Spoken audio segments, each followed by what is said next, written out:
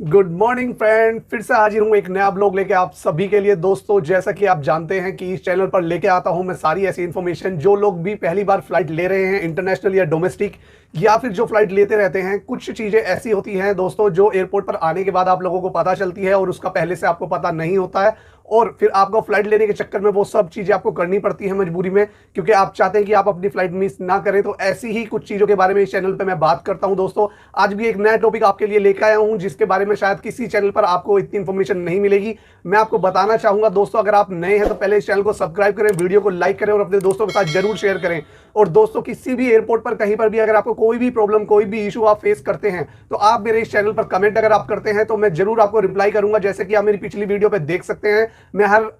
Comment का reply करता हूं। और दोस्तों, मैं चाहता हूं कि मैं 100% आपका उस प्रॉब्लम का सॉल्यूशन दे पाऊं और आपको जो चीजें हैं, जो एयरलाइन के रेगुलेशन हैं, उनसे थोड़ा अवेयर करा पाऊं। तो दोस्तों, मैं आपको बताना चाहूंगा आज जिस टॉपिक के बारे में बात करने जा रहे हैं वो है आपका एक्सेस बैगेज, यानी कि जो एयरलाइन का एक रूल होता है, एक बैगेज का लिमिटेशन होता है। जब आप फ्लाइट लेने जाते हैं तो आप अपने साथ बैग भी लेके जाते हैं, तो उन बैग की क्या लिमिटेशन होती है और अगर वो लिमिट से ऊपर जाते हैं बैग तो उसका क्या चार्जेस रहता है और आप इस प्रॉब्लम से कैसे बच सकते हैं और इस प्रॉब्लम का क्या सॉल्यूशन है, आज इस वीडियो में वही मैं बात करूंगा। तो दोस्तों, शुरू करते हैं व्लॉग बिना कोई वक्त खराब किए। मैं आपको बताना चाहूंगा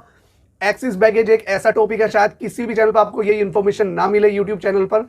मैं आपको बताना चाहूंगा, जब आप फ्लाइट लेने जाते हैं, फॉर एग्जांपल मैं डोमेस्टिक फ्लाइट की बात करता हूं, अगर आपने फ्लाइट ली है और आप फ्लाइट का टिकट कर चुके हैं और अब आप एयरपोर्ट पर पहुंचने वाले हैं, तो दोस्तों मैं आपको बताना चाहूंगा जनरली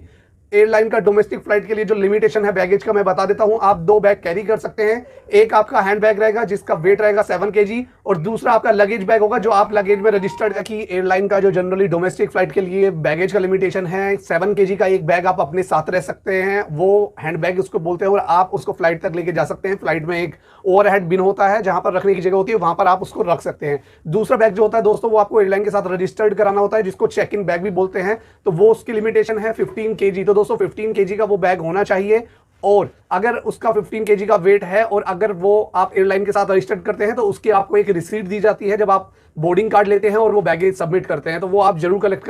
करिएगा। वो बैग आपका नीचे से जाके सीधा बैगेज फ्लाइट में लोड होता है, और जब आप कहीं पे भी फ्लाइट लैंड होती है, जहां पर भी आप जा रहे हैं, वहां पर आपको वो बैगेज बेल्ट पर मिलता है, कन्वेयर बेल्ट पर वो आपका बैगेज आता है और वो आपको रिसीव करना होता है। तो दोस्तों, जो चेक इन बैग है उसके बारे में मैं बात करना चाह रहा हूं। आपका हैंड बैग 7 kg होना चाहिए, उसका भी लिमिटेशन है, उसमें एक्सेस नहीं होना चाहिए आपका, और आपका चेक इन बैग भी 15 kg से ऊपर नहीं होना चाहिए। तो ज्यादातर लोग वे करके लेके जाते हैं या 15 kg से कम रखते हैं वेट, तो कोई भी परेशानी नहीं होती। बट जिनका वेट 15 kg से ज्यादा हो जाता है चेक इन बैग के अंदर, तो दोस्तों फिर जो चार्जेस लगते हैं वो आपको पे करने ही पड़ते हैं, क्योंकि आप चाहते हैं कि आप फ्लाइट मिस ना करें और आप अपना टाइमली फ्लाइट बोर्ड करें। क्योंकि अगर आप पेमेंट नहीं करते हैं तो हो सकता है एयरलाइन आपको फ्लाइट से डिनाइड बोर्डिंग भी कर सकती है, आपको फ्लाइट देने से मना भी कर सकती है। तो जो दोस्तों जनरली 15 kg का अलाउंस है, एयर इंडिया जो फ्लाइट है उसके अंदर आपको किसी किसी डेस्टिनेशन पे 25 kg अलाउंस भी मिलेगा डोमेस्टिक के लिए। बट दोस्तों उसी के हिसाब से फिर उसके उनके जो एयरलाइन के टिकट है उनका प्राइस भी हाई रहता है, तो आप वो सब चीज़ देख लीजिएगा।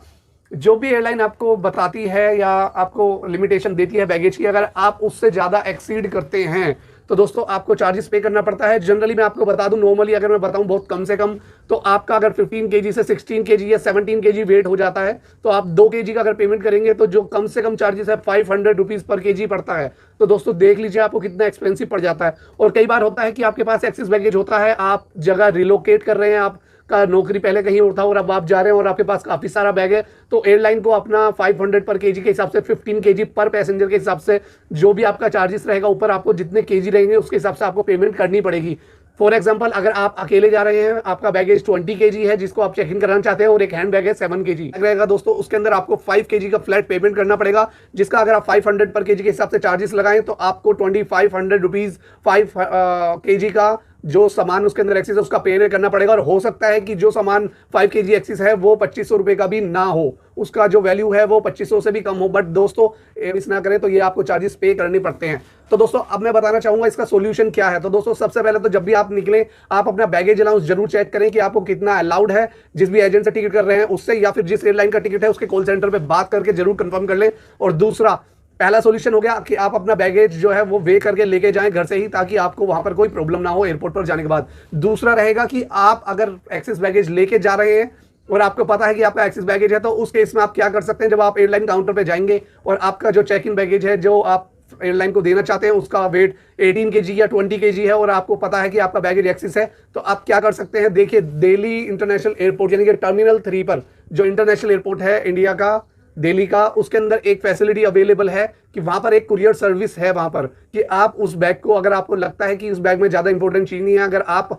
अभी फ्लाइट लेने जा रहे हैं और ये बैग आप उस कुरियर कंपनी को दे दें, अगर बैग 3-4 दिन या 5 दिन बाद भी आ जाए तो कोई इशू नहीं होगा, तो तब आप उस बैगेज से सामान निकाल के या उस पूरे बैगेज को उस कुरियर कंपनी को दे सकते हैं, जिसका चार्जेस आपको पर केजी 100 रुपीज से कम पड़ेगा। तो जैसे देखिए कितना पैसा आपका सेव हो जाएगा। अगर मैं 5 kg का पेमेंट एयरलाइन के हिसाब से लेके चलूं तो 500 पर केजी इंटू 5 अगर आप करेंगे तो 2500 आपका चार्जेस बैठ जाएगा। बट अगर वही आप 5 kg का वो जो एक्सिस बैगेज आपका बैगेज है उसको अगर आप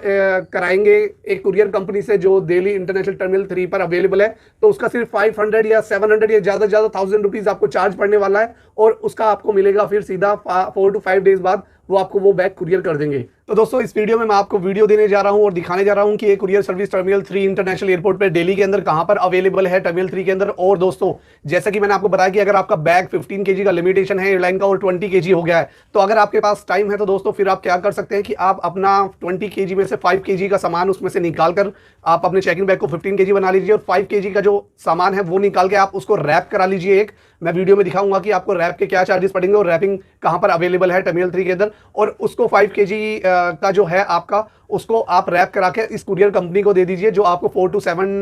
to 5 डेज या फिर 7 डेज में आपको मिल जाता है। और उसमें ऐसा सामान रखिए जिसकी आपको इतने दिन तक जरूरत ना पड़े। तो दोस्तों उसको रैप कराने के बाद 4 या 500 का रैप होता है, वो भी मैं आपको दिखा देता हूं, और कुरियर कंपनी को दे दीजिए जिसमें आपको इस बैग का सिर्फ चार्जेस लगने वाला है 5 या 600। तो यानी कि टोटल भी अगर आप मिलाएं तो आपको 1100 में ये बैग आपको घर पर पहुंचा दिया जाएगा, जो कि एयरलाइन के साथ आपको 5 kg के फ्लैट 2500 रुपीज पे करने थे, वहां पर आपके सीधे 1500 से लेकर 1300 रुपीज सेव हो रहे हैं। बट दोस्तों ये सब चीज करने के लिए एयरपोर्ट पर आपके पास इतना टाइम होना चाहिए, तो आप टाइम को भी ध्यान में रखें और इस चीज के चक्कर में अपना फ्लाइट मिस ना करें। अगर आपके पास टाइम है तो ये सारी चीजें करिए और अपना बैगेज उस कुरियर कंपनी को दीजिए और उसके बाद आप अपना check in bag check in करके आप फ्लाइट पकड़िए।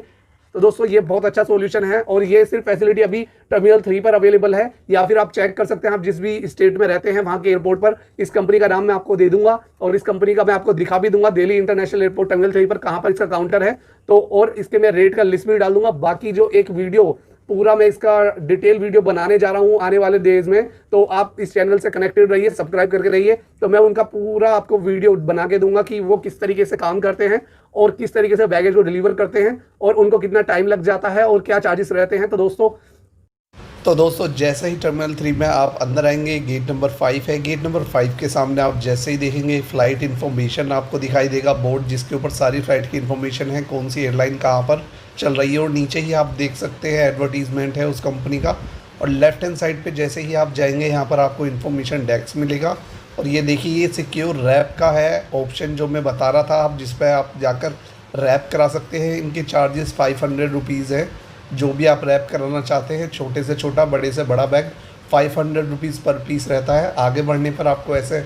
कोस्टा कॉफ़ी का एक आउटलेट मिलेगा और कोस्टा कॉफ़ी के पीछे ही जैसे आप जाएंगे तो आप सामने देख सकते हैं एक्सिस बैगेज क्वेश्चन मार्क के बना हुआ है और यहाँ पर यहाँ के एम्प्लॉय बैठे हुए हैं। और अवान एक्सिस करके ये कंपनी है, कुरियर कंपनी, इनका काउंटर आपको टर्मिनल 3 पे गेट नंबर 4 और 5 डिपार्चर में उसके बीच में इनका काउंटर रहेगा टर्मिनल के अंदर। तो इस कुरियर सर्विस को आप अवेल कर सकते हैं और अपना बैग कुरियर कर सकते हैं। तो एयरलाइन के चार्जेस से रीज़नेबल ये कुरियर सर्विस आपको पड़ जाएगी। तो दोस्तों आप इस फैसिलिटी का ज़रूर लाभ उठाएं। ये वीडियो आपको इस तरीके की इन्फॉर्मेशन किसी चैनल पर नहीं मिलेगी। तो दोस्तों अगर आप लोग इसी तरीके से मुझे प्यार देते रहेंगे इस चैनल पर और मेरे चैनल को ज़्यादा से ज़्यादा सब्सक्राइब करेंगे, वीडियोस को लाइक करेंगे और शेयर करेंगे, तो दोस्तों इसी तरीके का मोटिवेशन मुझे मोटिवेट करता है इस तरीके की वीडियो आपके लाने के लिए। और दोस्तों बहुत मेहनत करके वीडियो मैं आपके लिए लेकर आता हूँ। वीडियो को लाइक करें, चैनल को सब्सक्राइब करें, दोस्तों के साथ जरूर शेयर करें।